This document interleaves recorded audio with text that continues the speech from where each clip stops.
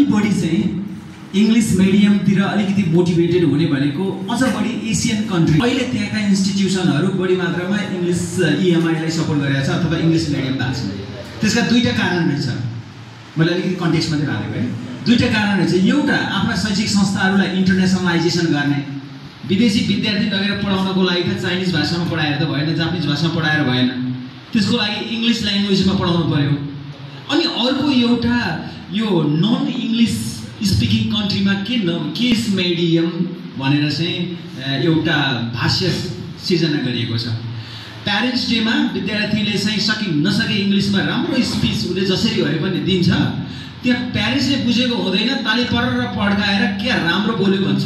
विद्यार्थीको सिकाइमा कस्तो प्रभाव पर्छ, समग्र हाम्रो जस्तो मल्टिलिङ्गुअल कम्युनिटीमा कस्तो प्रभाव पर्छ, हाम्रा स्थानीय भाषा संस्कृतिमा त्यसले कस्तो प्रभाव पर्ला, त्यस बारेमा चाहिँ हामी छलफल गर्नको लागि हाम्रा विज्ञ साथीहरू हुनुहुन्छ।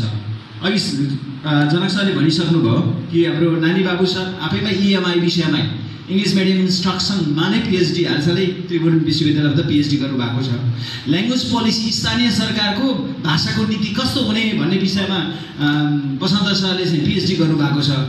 त्यस्तै मदर टङ के हो त, मदर टङ ल्याङ्ग्वेजमा पढाउँदा कस्तो हुन्छ त, अहिले स्थानीय भनौँ न बेसिक लेभल एजुकेसन चाहिँ मातृभाषामा पनि दिन सकिने अथवा मातृभाषामा सकेसम्म दिने भन्ने पनि सरकारको पोलिसी छ। त्यसमा के अवस्था छ त भनेर भूमि सरले उहाँको एमफिल रिसर्च गर्नुभयो। अनि एउटा चाहिँ प्र्याक्टिसनर र पोलिसी मेकर पनि भने, हेड टिचर भनेको पोलिसी मेकर पनि हो। स्कुल लेभलमा पोलिसी बनाउने भनेको त हेड टिचरले हो नि त, इङ्ग्लिस मिडियममा लाने के लाने भन्ने कुरा, प्लस सञ्चालक समिति होला, स्थानीय सरकार होला, जे होस् हेडमास्टर पनि एउटा मेजर स्टेक होल्डर हो मिडियम अफ इन्स्ट्रक्सनको बारेमा। त्यसैले हामीले उत्तम सरलाई चाहिँ एउटा पोलिसी मेकर प्लस एउटा इम्प्लिमेन्टर प्र्याक्टिसनरको रूपमा चाहिँ लियो। र मेरो पनि विषय ईएमआईमा नै मैले मेरो एमफिलको विषय त्यही भएको हुनाले हामी यसमा नै काम गरौँ नि त, अहिले डिस्कसन गरौँ र एउटा चाहिँ ईएमआई केन्द्रित भएर एउटा जर्नल अथवा एउटा बुकमा काम गरौँ भनेर हामी लागिराखेका छौँ। त्यसै प्रसङ्गमा हामीले यसो यो जमर्को गरेका हौँ। अब मैले नानी बाबु सरबाट नै सुरु गरेँ। भाषा शिक्षामा भाषाले कस्तो प्रभाव पार्छ तपाईँको अध्ययनले देखाएको छ। सर्टकटमा छोटो छोटो राख्छौँ हामी कमेन्ट, हामीसँग धेरै समय छैन। छोटोमा शिक्षाको माध्यम भाषा के हुनुपर्ने, कस्तो हुनुपर्ने र त्यसको अर्थ, त्यसले के अर्थ राख्छ विद्यार्थीको सिकाइमा, खास गरी हाम्रो लर्निङ स्टुडेन्टको लर्निङ आउटकमलाई हेरौँ, त्यसमा कस्तो प्रभाव पार्छ तपाईँको अध्ययनले के देखायो त्यो विषयवस्तुमा कुरा।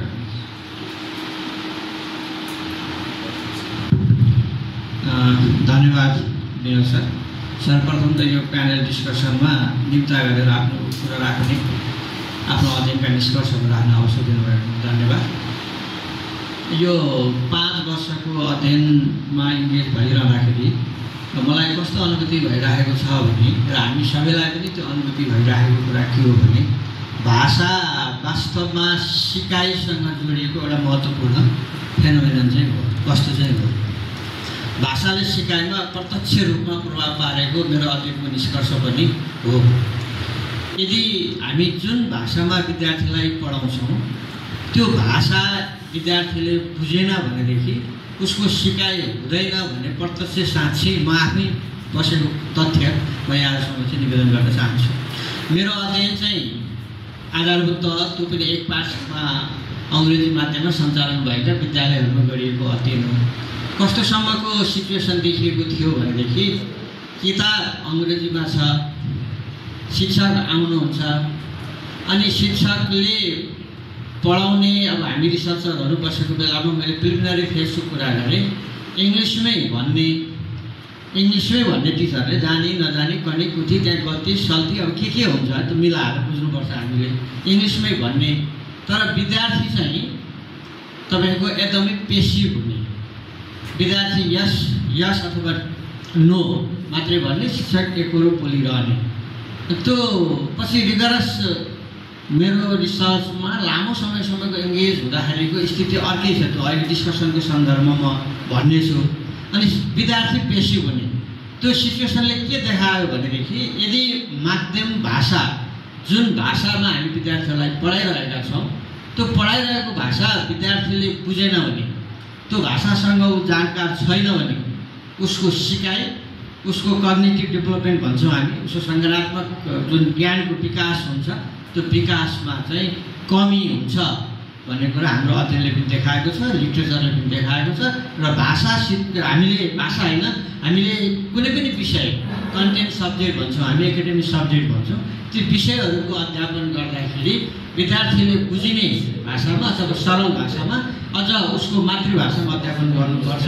त्यसकारण भाषा एउटा मुख्य वस्तु हो शिक्षणको सन्दर्भमा अथवा शिक्षा नीति बनाउँदाखेरि भाषालाई पनि प्राथमिकतामा राखेर बनाउनुपर्छ भन्ने मेरो मत रह्यो। Thank you sir.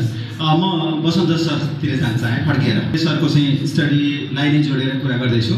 उहाँले स्थानीय तहको भाषाको नीतिको बारेमा कुरा गर्नुभएको छ, अध्ययन गर्नुभएको छ। र स्थानीय तहमा हामीले देखेका छौँ कतिपय स्थानीय चुनावमा त मेयरहरूको एजेन्डा नै के हुन्छ, सम्पूर्ण सामुदायिक विद्यालयहरूलाई अङ्ग्रेजी माध्यम गरिनेछ भनेर सगर्व मेयरहरूले घोषणापत्रमा लेखेको पनि कुरा छ। र कस्तो भाषा सिर्जना आयो भने अङ्ग्रेजी माध्यम क्वालिटी एजुकेसन, अघि मैले भनिसकेँ क्वालिटी एजुकेसन हो, अङ्ग्रेजी माध्यमबाट सिक्दाखेरि भोलि राम्रो अवसर पाउँछ एउटा कुरा। र दोस्रो कुरा चाहिँ के पछिल्लो समयमा के देखियो भने जबरजस्ती अङ्ग्रेजी माध्यम सामुदायिक विद्यालयलाई पनि अङ्ग्रेजी माध्यममा लानुको पछाडि विद्यार्थीलाई टिकाइराख्नु अर्को च्यालेन्जको विषय बनेको छ। किनभने समाजमा अङ्ग्रेजी शिक्षा अथवा प्राइभेट स्कुलले दिने शिक्षाप्रतिको विद्यार्थीको आकर्षण, त्यसले गर्दाखेरि प्यारेन्ट्सको प्रेसर त्यसमा आयो। अनि अङ्ग्रेजी माध्यममा बोर्डिङ जस्तै गरेर बोर्डिङसँग कम्पिटिसन गरेर पढाउन सक्यो भने मात्रै विद्यार्थी चाहिँ हामी राख्न सक्छौँ, त्यसलाई चाहिँ केन्द्रित गरेर राख्न सक्छौँ, होइन भने चाहिँ विद्यार्थी त्यहाँ रहँदैनन् भन्ने किसिमको कुरा देखिएको छ।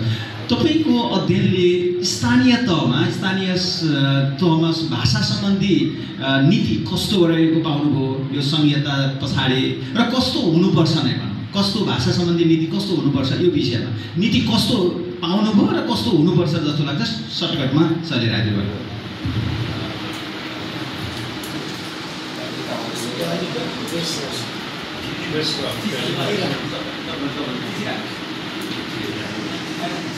First, I would like to thank Marsangdi Multiple Campus for this conference, and especially Vinod sir and then the entire team.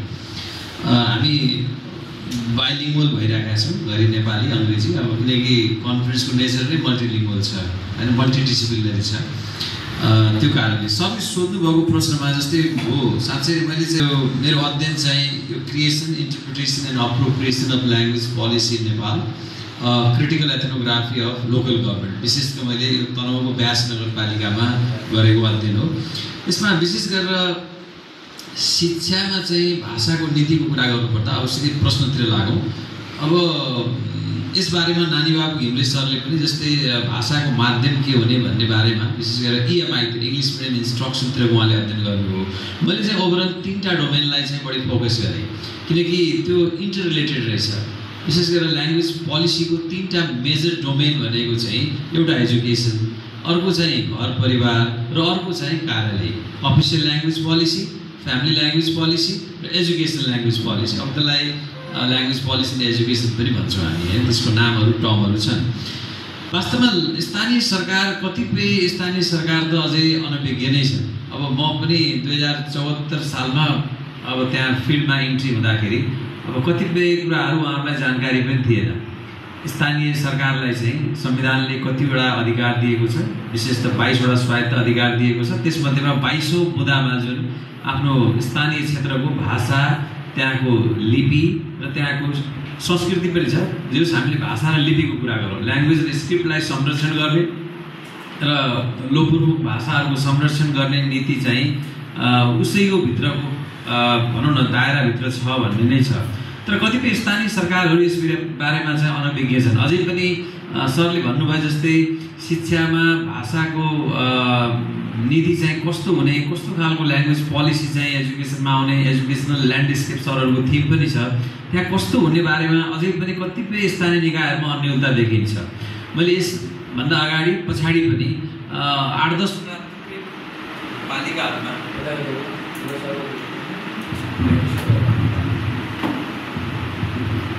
स्थानीय सरकारका त्यहाँका प्रतिनिधि र त्यहाँका अन्य स्टेक होल्डरहरूसँग कुरा गर्दा, छलफल गर्दा, उहाँहरूसँगको एफसिडी भनौँ होइन, सबै गर्दाखेरि उहाँहरूले त्यो अनभिज्ञता प्रकट गर्नुभएको छ र स्थानीय निकायमा जस्तै व्यास नगरपालिका, किनकि मैले त्यही अध्ययन गरेँ, त्यो कारणले त्यहाँको स्थानीय शिक्षा नीति चाहिँ बनाउनु भएको छ। 2017-2018 मा बनेको छ त्यो। त्यहाँ चाहिँ ट्राइलिङ्गुअल पोलिसी छ सर, विशेष गरेर मातृभाषा, त्यसपछि अङ्ग्रेजी र नेपाली। अब नेपाली बुझिहाल्नु हाम्रो चाहिँ ल्याङ्ग्वेज अफ द नेसन नै भइहाल्यो, त्यसपछि मातृभाषा र अनि अङ्ग्रेजीमा तीनटै भाषामा त्रैभाषिक नीति भन्छौँ, त्रैभाषिक नीति त्यहाँ भित्राइएको छ। तर मेरो अध्ययनको क्रममा मैले के देखेँ भने व्यास नगरपालिकामा 74 वटा सामुदायिक विद्यालय छन्, सँगसँगै त्यहाँ चाहिँ लगभग 43-44 वटा त्यहाँ चाहिँ प्राइभेट स्कुलहरू जुन चाहिँ संस्थागत विद्यालय छन्। ती मध्येमा चाहिँ एउटा पनि विद्यालय जुन चाहिँ मातृभाषामा सञ्चालित छैन, भनेको मातृभाषामा आधारित पठन पाठन कहीँ पनि हुँदैन र 100% इङ्ग्लिस भनेर 100% अङ्ग्रेजी पनि त्यहाँ देखिँदैन र 100% नेपाली पनि त्यो चाहिँ अहिले चाहिँ गाह्रो नै अवस्था देखियो। भनेपछि भाषाको माध्यम चाहिँ के छ भने एकदमै मिक्स खालको देखिन्छ। यसलाई चाहिँ मैले के भने कि 3 थरीका स्कुलहरू त्यहाँ चाहिँ प्राय देखिन्छन्।